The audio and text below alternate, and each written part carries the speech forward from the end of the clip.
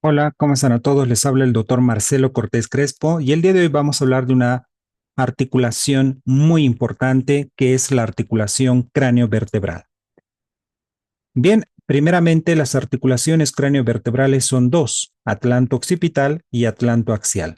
Como podemos ver en la pantalla, vamos a empezar primeramente por la articulación atlanto-occipital, en la cual se van a articular el atlas, como podemos ver por acá, el atlas que pertenece a la vértebra cervical 1, por abajo y por arriba el hueso occipital, que ambas van a formar una articulación sinovial de tipo condilia.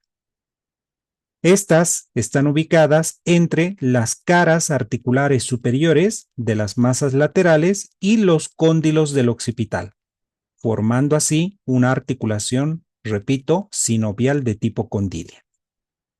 Además, los movimientos permitidos que pueden dar esta articulación es flexión y extensión de la cabeza. Además que puede haber una inclinación lateral, también puede producir. Pero el principal movimiento es flexión, con escasa flexión lateral y rotación. O simplemente podemos dar el ejemplo de que realiza el movimiento gestual de afirmación, como podemos ver en la imagen, un movimiento gestual de afirmación. Además, podemos ver que esta articulación, como vemos por acá, el hueso occipital y el atlas, van a estar reforzadas por una membrana, es decir, denominada membrana atlanto-occipital, que se divide en atlanto-occipital anterior, como el que podemos ver en la pantalla, y atlanto-occipital posterior. Generalmente estas membranas atlanto-occipitales se extienden desde los arcos, desde el arco anterior o arco posterior del atlas, hasta los bordes anterior y posterior del agujero magno por arriba.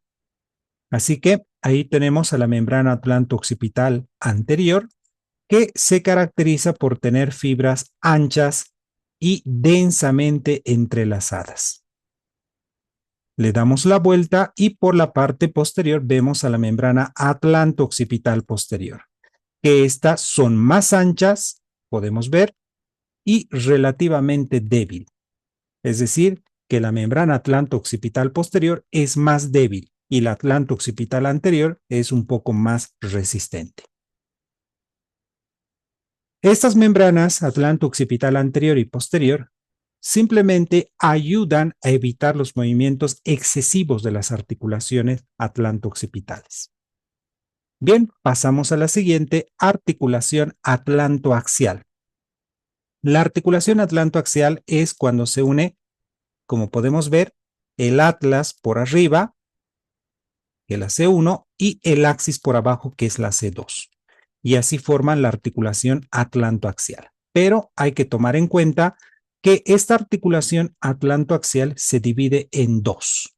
¿Sí? Si vemos en la pantalla, sería la atlantoaxial lateral, que son dos, y una la atlantoaxial media. Entonces estaríamos hablando de tres articulaciones. Dos atlantoaxiales laterales y una atlantoaxial media. Así que la atlantoaxial lateral, como podemos ver por acá, pertenece a una articulación sinovial de tipo plana. Y es ahí donde se articulan las caras inferiores de las masas laterales del atlas con las caras articulares superiores del axis, ¿no? Y así forman esta articulación atlantoaxial lateral que pertenece a una sinovial de tipo plana.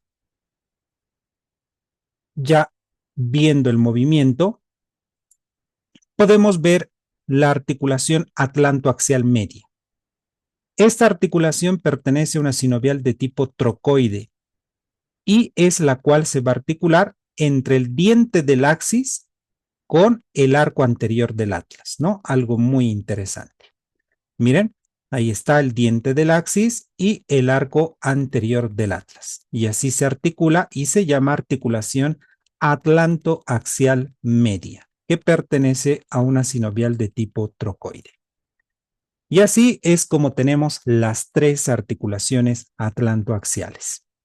Por lo tanto, las tres articulaciones atlantoaxiales participan en el movimiento gestual de la negación. ¿Sí? Repito, las tres articulaciones, dos atlantoaxiales laterales y la atlantoaxial media, participan en el movimiento gestual de la negación, como podemos ver en esa paciente que mueve la cabeza de lado a lado, ¿no? Movimiento gestual de la negación.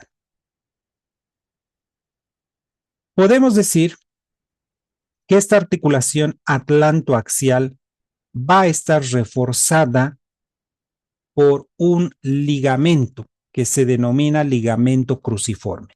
Pero no así, si vemos la pantalla, aquí estuviéramos hablando del hueso occipital, aquí tenemos al atlas y aquí tenemos al axis.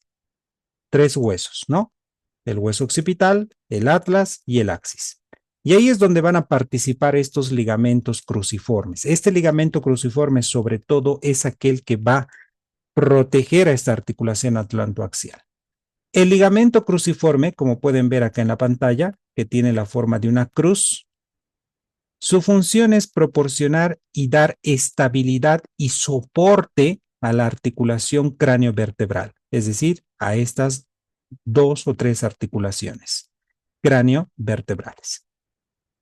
¿Cómo está formado el ligamento cruciforme? Primeramente por este ligamento, que es el ligamento transverso. Este ligamento transverso se extiende desde la cara medial de una masa lateral hasta la otra cara medial de la otra masa lateral. Es decir, desde la masa lateral a la otra masa lateral de la vértebra C1, que es el atlas. Ligamento transverso.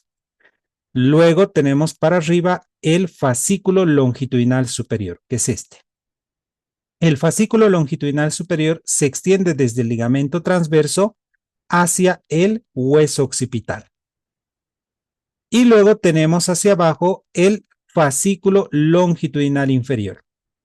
Este fascículo longitudinal inferior va desde el ligamento transverso hacia el cuerpo de la vértebra C2, que es el axis. Fascículo longitudinal inferior. Y así es como se va a formar este ligamento cruciforme. Ahora, si ven la pantalla, vamos a quitar a este ligamento cruciforme y encontramos profundamente otro ligamento interesante, que es el ligamento alar. Se lo denomina ligamento alar porque es aquel que tiene como unas alas. Este ligamento alar se extiende desde los lados laterales del diente del axis hacia la parte lateral o borde lateral del agujero magno, ¿sí? Lado lateral del diente del axis hasta el borde lateral del foramen magno. Y así su función es que impiden la rotación excesiva de la articulación atlantoaxial. Es un ligamento más que refuerza, ¿no? Y por la parte de abajo encontramos también otra membrana denominada membrana tectoria, que esta es continuación del ligamento longitudinal posterior. Su función de esta es proporcionar soporte adicional a la articulación atlantoaxial media. Muy bien, y como pueden ver en la pantalla, para concluir esta articulación atlantoaxial, pues podemos ver acá cómo la parte del atlas con el axis se articulan. Y así cada vez que hace un movimiento lateral la cabeza, entonces el cráneo y la vértebra C1, que es el atlas, van a rotar sobre el axis. Repito, el cráneo y el atlas juntas van a rotar sobre la C2, ¿no? Ahí podemos ver en la pantalla, aquí está la vértebra C2 de color verde y el cráneo y el atlas giran, rotan, ¿no? Por eso se ve ese movimiento que va a girar de lado a lado, ¿no? Y es que nos va a producir el movimiento gestual de la negación. Bueno, muy interesante esa articulación atlantoaxial. Esas son las dos articulaciones craneovertebrales muy importantes que tenemos. Ahora vamos a hablar un poquito acerca de los movimientos de toda la columna vertebral. Los movimientos que tiene la columna vertebral, como pueden ver, estos movimientos disminuyen con la edad. Cuando una persona es joven, entonces tiene movimientos normales, movimientos, podríamos decir, que pueden realizar en exceso, pero la movilidad normal, repito, la movilidad normal en adultos jóvenes puede llegar a disminuir un 50% o más con el envejecimiento. Si una persona joven realiza movimientos al 100%, la persona cuando llegue y empiece a envejecer, pasan los años, empieza a funcionar, pero solo un 50%, ¿no? Eso se ve con el envejecimiento. Los tipos de movimientos que realiza toda la columna vertebral. Como vemos, aquí tenemos una persona y cuando se inclina, cuando se dobla hacia adelante, entonces realiza flexión de la columna. Ahora, si se dobla para atrás, entonces produce extensión de la columna. O caso contrario, como cuando están viendo en la imagen de frente, si la paciente va a realizar flexión lateral, como podemos ver acá la flecha de color celeste, flexión lateral, es cuando se inclina la columna hacia el lado derecho o hacia el lado izquierdo. ¿Sí? Entonces, ¿qué quiere decir? Que la paciente puede realizar flexión lateral o extensión lateral. Puede ser al lado derecho o puede ser al lado izquierdo. También puede tener rotación de la cabeza y del cuello o rotación de la parte superior del tronco. Es decir, en la rotación es donde va a girar la columna vertebral. Y así podemos decir, en resumen, que los movimientos de la columna son flexión, extensión, flexión lateral y rotación. Pero hay factores que limitan estos movimientos de la columna vertebral. ¿Y cuáles son estos factores? El grosor, la elasticidad, comprensibilidad de los discos intervertebrales, la forma, orientación de las articulaciones cigapofisarias, la tensión de las cápsulas articulares, la resistencia de los músculos y ligamentos del dorso, la fijación a la caja torácica a través de las costillas, el volumen del tejido circundante que está alrededor de la columna vertebral. Todos estos factores son los que limitan el movimiento de la columna vertebral. Bien, ahora vamos a hablar de dos cosas muy importantes, dos pequeños detalles. En la columna vertebral, a lo largo de la columna vertebral, hay regiones que permiten tener movimientos libres y hay regiones que no tienen mucha movilidad, es decir, que hay regiones que tienen mucho movimiento y otras que no tienen movimiento. Por ejemplo, tenemos acá la región cervical por esta parte. La región cervical es el lugar máximo de flexión, donde generalmente se flexiona. Y ahí tiene la característica de que los discos son gruesos en relación a los cuerpos vertebrales.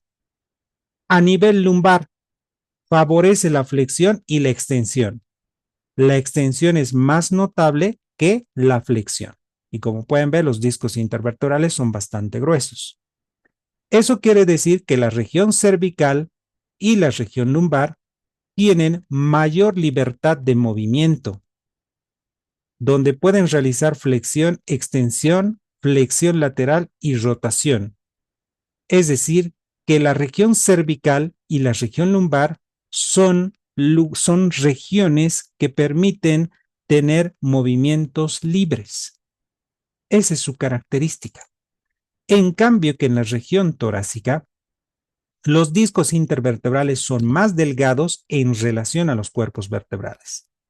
Tienen mayor estabilidad y permiten rotación. Y la flexión es más limitada.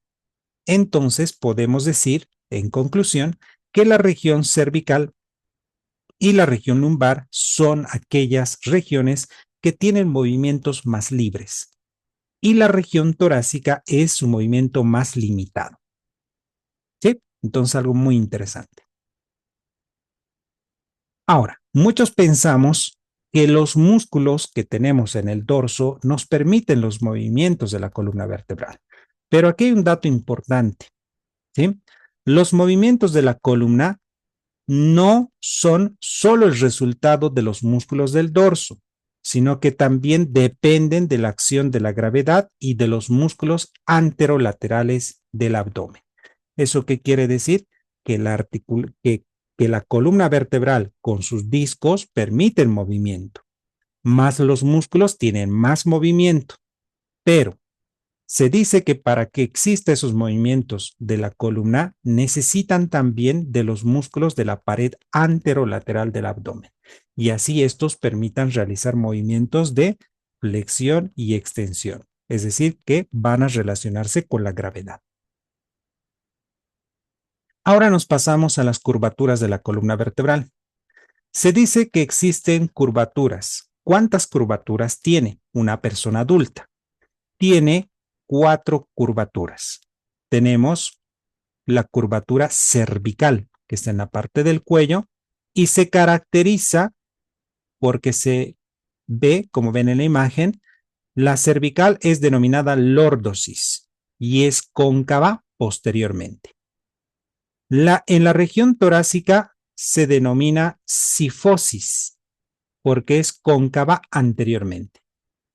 En la región lumbar es denominada lordosis porque tiene concavidad posterior. Y en la región sacra es también llamada sifosis porque es cóncava anteriormente. Y así tenemos 4 curvaturas en una persona adulta: cervical, torácica, lumbar y sacra.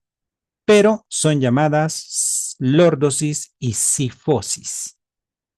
Ahora, vamos a ver un punto muy importante, que las curvaturas, las 4 curvaturas, se clasifican en primarias y secundarias. Las curvaturas primarias, ¿cuáles son? Las primarias son la curvatura torácica y la curvatura sacra. La torácica y la sacra son denominadas curvaturas primarias. Estas generalmente, si ven en la pantalla, se desarrollan durante el periodo fetal, cuando el feto está en posición de flexión. Y se dice que las curvaturas primarias, como ven acá, se mantienen toda la vida debido a las diferencias de altura en las partes anterior y posterior de las vértebras. Ahora, las curvaturas secundarias, ¿cuáles son? La cervical y la lumbar. La cervical y la lumbar son curvaturas secundarias, que estas van a aparecer con la extensión desde una posición de flexión fetal. Como vemos acá, en un feto está flexionado. Y luego, cuando empieza a extenderse, entonces empiezan a aparecer las curvaturas secundarias, como ser la cervical y la lumbar. ¿Cuándo aparecen estas curvaturas secundarias? Al final del periodo fetal, ¿no? Como podemos ver, ahí tenemos la imagen de un recién nacido. A la edad de los 4 años ya es totalmente notoria las curvaturas secundarias, ¿no? En la región cervical y en la región lumbar. Son más notorias. Ya desde el primer año de vida ya empiezan a ser más notorias, ¿no? Y a los 4 ya es mucho más notorio. Se dicen las diferencias de grosor que están entre las partes anterior y posterior de los discos intervertebrales. Entonces, a no olvidar que las curvaturas secundarias son la cervical, que tenemos acá, y la lumbar, que se dan al final del periodo fetal. Y ahí podemos ver, para recordar, curvaturas primarias, que son la torácica y la sacra. Y las curvaturas secundarias son la cervical y la lumbar. Y así tenemos las 4 curvaturas, primarias y secundarias. Y finalmente, pues, hay que tomar en cuenta que pueden acentuarse por estas curvaturas a medida que ya la persona es adulta. Estas curvaturas pueden desarrollarse más, por ejemplo, como la lordosis. ¿En qué caso se desarrollan la lordosis? Por ejemplo, lordosis cervical, esta de acá de color celeste, se hace evidente cuando la persona levanta la cabeza en decúbito prono o al sentarse, ¿sí? Que levanta la cabeza y ahí se hace más notorio la lordosis cervical. La lordosis lumbar se manifiesta al adoptar una postura erguida, cuando nos ponemos erguidos. En ese caso, cuando nos ponemos erguidos o cuando estamos de pie o intentamos caminar. Ahí es cuando se nota, se acentúa, se ve más la lordosis lumbar. Y algún dato bien importante, las funciones de las curvaturas. ¿Qué funciones tienen? Le aportan flexibilidad y elasticidad a la columna vertebral. Al cargar el peso adicional, las curvaturas pueden aumentar. ¿En qué casos pudieran aumentar estas curvaturas? Por ejemplo, en mujeres que tienen las mamas demasiado grandes, el abdomen pendular, en la obesidad. Por la obesidad se acentúa, la obesidad hace que aumente el abdomen hacia adelante y se forme más esta parte de la región lumbar, es decir, la lordosis lumbar, se acentúe más. Durante el embarazo también, el embarazo hace que el abdomen vaya más hacia adelante y se acentúe más esta región de la lordosis lumbar. Y finalmente, resistencia a la flexión. Entonces, estas son algunas funciones importantes y que pueden acentuarse y pueden empeorar o pueden darse, ¿no? En las curvaturas. Le aportan flexibilidad, elasticidad. Al cargar peso adicional, las curvaturas pueden aumentar, es algo normal, y la resistencia a la flexión. Entonces, es lo que podemos mencionar de las curvaturas de la columna vertebral. Y ahí podemos ver en una persona la lordosis cervical, la cifosis torácica, la lordosis lumbar y la cifosis sacra, ¿no? Que estas son curvaturas muy importantes de la columna vertebral. No se olviden, primarias y secundarias. Pasamos a lo que es sus arterias de la columna vertebral. Las arterias, aquí les tengo una pequeña tablita que lo he diseñado, es muy interesante esta tablita, en la cual podemos ver la región cervical, torácica, lumbar y sacra.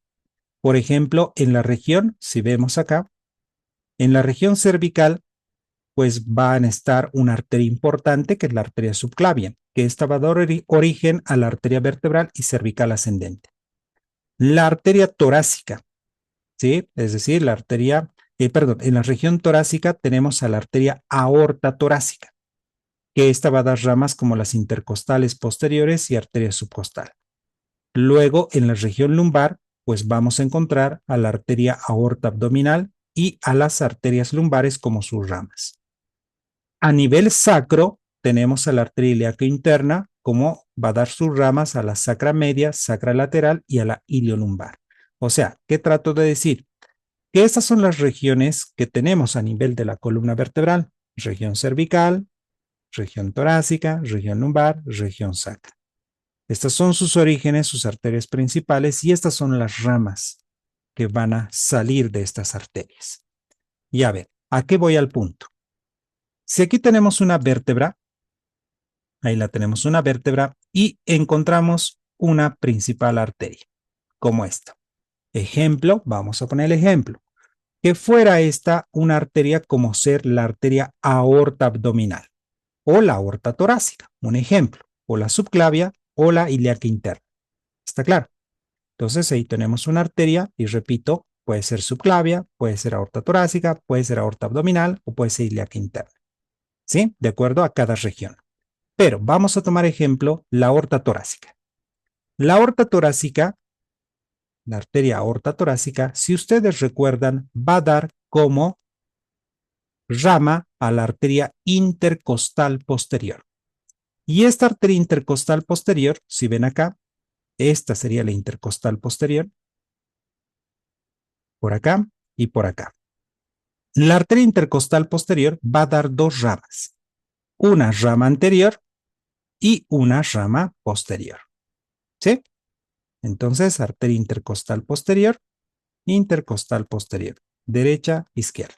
Y dan dos ramas, una rama anterior y una rama posterior. ¿Sí? Para ambos lados, rama anterior y rama posterior. ¿Está claro? Ahora, se dice que de estas ramas anteriores van a salir algunas ramas que son llamadas periósticas para que puedan irrigar la parte periférica del cuerpo vertebral, en este caso el periósteo del cuerpo vertebral. también van a dar de la rama posterior, salen unas ramas periósticas que van a irrigar el periósteo del proceso espinoso, las láminas y etcétera. O sea, rama anterior y rama posterior van a dar ramas periósticas. ¿Sí? Luego, de las ramas anteriores también van a salir unas ramas, unas arterias que se van a llamar arterias centrales para que puedan irrigar el cuerpo vertebral. Y a su vez, también van a dar otras ramas, como ser en las ramas posteriores van a dar como ser ramas llamadas nutricias. Nutricias porque van a ingresar dentro del hueso. Y ahí también podemos ver a esta arteria espinal que va a dar como origen también a la arteria o rama nutricia. ¿Eso qué quiere decir? Que la arteria o la rama espinal, que está donde el conducto vertebral, va a dar una rama que se llama rama nutricia o arteria nutricia, que va a penetrar dentro del cuerpo vertebral para nutrirle. Y de la rama posterior también salen unas ramitas llamadas arterias o ramas nutricias que van a entrar dentro del proceso espinoso y sus láminas. Y finalmente, de la rama espinal, hacia el conducto vertebral, van a formar las arterias radiculares para estar alrededor del conducto vertebral. Y así es como va a ser su distribución. Entonces, de una arteria importante, sus ramas van a dar ramas periósticas, ramas centrales, ramas nutricias y ramas radiculares. ¿Sí? Y así es como va a estar irrigada una vértebra. ¿Sí? Entonces, de una arteria principal dan sus ramas y de esas van a dar, repito, periósticas, nutricias y radiculares. Así es como va a ser en cada región, como va a ser en la región cervical, en la región torácica, en la región lumbar y en la región sacral. ¿Sí? De la misma forma. Pasamos a ver sus venas, las venas de la columna vertebral. Bueno, aquí tengo dos imágenes. En este lado tengo un corte sagital donde se puede ver, por ejemplo, aquí al cuerpo vertebral, al conducto vertebral y el proceso espinoso. Por este otro lado tenemos una imagen cuando se ve una vértebra, pero visto desde arriba. Así que vamos a empezar cómo se distribuyen las venas de la columna vertebral. Todo empieza en el conducto vertebral, en esta parte. En este conducto vertebral vamos a encontrar el plexo vertebral interno. Este plexo vertebral interno se va a dividir en plexo vertebral interno anterior y plexo vertebral interno posterior. El plexo vertebral interno anterior, si ven, es aquel que va a salir y va a convertirse en vena basivertebral. Y esta vena basivertebral es la que va a atravesar el cuerpo vertebral para finalmente drenar o desembocar en el plexo venoso vertebral externo anterior. O sea, plexo vertebral interno anterior se convierte en vena basivertebral y termina en el plexo venoso vertebral externo anterior. ¿Cómo se vería en este lado? Pues así. Aquí tenemos el plexo vertebral interno anterior y de ahí se convierte en la vena basivertebral, que repito, atraviesa el cuerpo vertebral y va a terminar desembocando en el plexo venoso vertebral externo anterior, ¿no? Esta es una versión y esta es otra, como se ve por arriba. Y finalmente, esta vena, el plexo venoso vertebral interno anterior, también es aquel que va a terminar su mayor parte, su mayor drenaje en el seno longitudinal posterior. Estos que ven acá se llaman senos longitudinales posteriores y los de acá adelante senos longitudinales anteriores. ¿Sí? Muy bien. Por otra parte, el plexo vertebral interno posterior sale y este va a pasar por los ligamentos y los procesos espinosos. Este plexo vertebral interno atraviesa y finalmente va a desembocar en el plexo venoso vertebral externo posterior. ¿Y cómo se vería por acá? Ahí tenemos los senos longitudinales posteriores y de acá van a salir estas venas y van a terminar en el plexo venoso vertebral externo posterior. ¿Sí? Por este lado y por este lado, ¿no? Así es como se vería visto por arriba. Y finalmente, ahí dijimos en el conducto vertebral tenemos los senos longitudinales anteriores, senos longitudinales posteriores, y en conjunto todo esto se va a llamar plexo vertebral interno. Y de este plexo vertebral interno y los senos longitudinales anteriores y posteriores, pues van a terminar desembocando en la vena intervertebral y esta en la vena lumbar. Así es como se sacaría su drenaje venoso de la vértebra, de una vértebra que tenemos, ¿no? Entonces así sería el drenaje venoso de una vértebra, sea cervical, torácica o en este caso lumbar, ¿no? Bien, esas serían las venas de la columna vertebral. Ahora nos vamos por último a los nervios para concluir y aquí podemos ver, si ven la imagen, aquí está la médula espinal y alrededor aquí podemos ver el hueso, pero como dice, los nervios. ¿Dónde empiezan los nervios de la vértebra? Empieza en este nervio, que ya lo conocemos, el nervio espinal mixto, el nervio mixto que lo llamamos. Es decir, que su inervación viene de los ramos meningios recurrentes de los nervios espinales. Los ramos meningios recurrentes de los nervios espinales, ¿dónde se originan? Si vemos, este nervio meningio recurrente es el que se va a encargar de inervar a las vértebras. El nervio meningio recurrente nace detrás del nervio mixto, ¿sí? Nace por detrás del nervio mixto y va a volver hacia atrás, por eso se denomina recurrente. Y cuando va a atravesar y va a llegar hacia el hueso, es así que se va a dividir en 2 o hasta 4 ramos finos, ¿sí? Ramos meningios que se los llama, entre 2 a 4 ramos.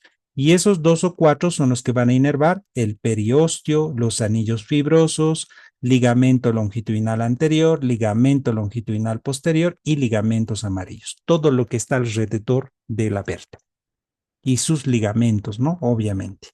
Entonces, su principal nervio de la columna vertebral es el ramo meningio recurrente, o también llamado, repito, nervio meningio recurrente. Recurrente, ya saben, porque retrocede hacia la vértebra, ¿no? Por eso se denomina recurrente. Generalmente en este libro y en los libros están poco descritos, pero así es como sería su inervación. ¿Ya? No se olviden, nervio meningio recurrente. Y también este nervio meningio recurrente es el que va a conducir hacia los receptores del dolor y receptores propioceptivos. Están conectados, ¿no? En este caso. Y bueno, con eso hemos concluido este temita. Así que espero que haya sido de su agrado y muchas gracias por su atención.